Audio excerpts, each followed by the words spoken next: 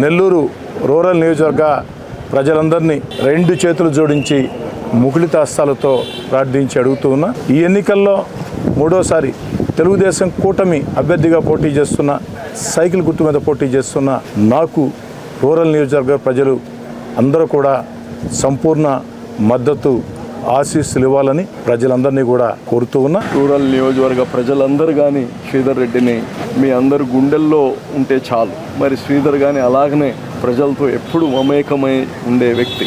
Rural నియోజకవర్గ ప్రజలందరూ కానీ శ్రీధర్ రెడ్డిని అత్యంత మెజారిటీతో గెలిపించాలని కోరుకుంటున్నాను.